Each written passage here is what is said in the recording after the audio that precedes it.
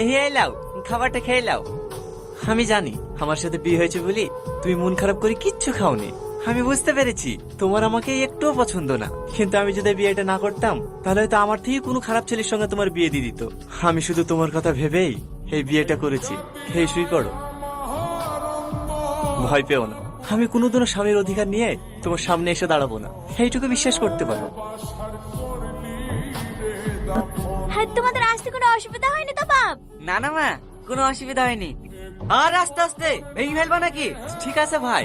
এই ভাই কাকে বলছি? সাহেব বলবি। ঠিক আছে সাহেব। তুমি জানো মা, তোমার জামাই সব থেকে বড় কন্ট্রাক্টর। তোমার জামাইয়ের আন্ডারে 200-এরও বেশি লোক কাজ করে। তোমার জামাইয়ের ওখানে বিশাল সম্মান, কেউ স্যার ছাড়া কথাই বলে না। আর আমাদের অশিক্ষিত গুলো আছে, কাকে কি বলে সম্মান দেয় সেটাই জানেন। ওষুধটা খেয়ে কম হলো?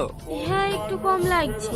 এই লাও, আদাতে চা করিলে আসনু, খেয়ে লাও, দেখো মাথা ধরেটা কমে যাবে। তুমি একটু আরাম করো, আজকে ও বাড়িতে কাজে যেতে হবে না।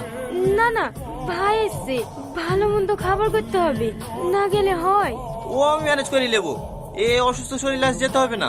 কেন আমার বদলে তুমি রান্না করবে নাকি? কেন আমি রান্না করতে পারিনি নাকি? যাও সাইকেলটা বের করো গা, অত অসুবিধা হবে না, ওষুধ খেয়েছি তো। ঠিক আছে। সালমা, এই সালমা। হ্যাঁ বলেন মা। এখনো উঠোন ঝাড়তেছি, থালারি গুলো পড়ে আছে, চা ডিম শুদ্ধ করিসনি, জামাইকে খেতে দিতে হবে না? হ্যাঁ মা, থালগুলো মেজে একা ধরেছি। কটা বাজে এখন? 8টা বেজে যাচ্ছে, এখন তুমি থালারি মাজবা? জামাই খাবে কখন? মা, ও শরীরটা একটু খারাপ তো, তা আসতে একটু লেট হয়ে গেছে। আমি থালাটি মেজে দিচ্ছি। ঠিক আছে, 8 ঘন্টার মধ্যে যেন জামাইয়ের ঘরে সকালকার নাস্তা পৌঁছে যায়। ঠিক আছে মা। ওই ব্যাপারটা মা কিছু বলিছো? না, এখনো বলা হয়নি। বুঝতে পারছো না? আমাকে আবার কালকে বেরোতে হবে, অর্ডারটা ক্যান্সেল হয়ে গেলে 25 টাকা লস হয়ে যাবে। ঠিক আছে, তোমার খাওয়া হয়ে যাক, আমি মাকে ডাকছি। আর খাবা না? না, অনেক খেয়ে ফেলেছি। এই সালমা। হ্যাঁ বল। প্লেটগুলো লিজা। মিষ্টিগুলা? মিষ্টি তোর ভাই খায় না, ফেলি দেগা।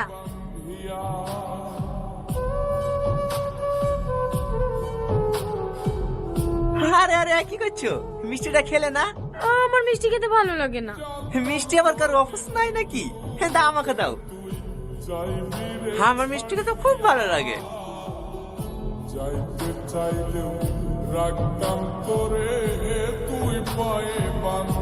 ওই শোন, হ্যাঁ বলেন সাহেব। জুতোটা বাজার থেকে পালিশ করলে এসে দে। ঠিক আছে সাহেব। একটু তাড়াতাড়ি আসবি, আমরা এবার ঘুরতে বেরোবো। এই রে, চুরি টুরি করার দরকার নাই, 20 টাকার এই বাকিটা ফেরত দিয়ে দিবি। আমরা গরিব হতে পারি সাহেব, কিন্তু কারো কিছু চুরি করি না। হ্যাঁ, ভিখারির আবার সত্যতা।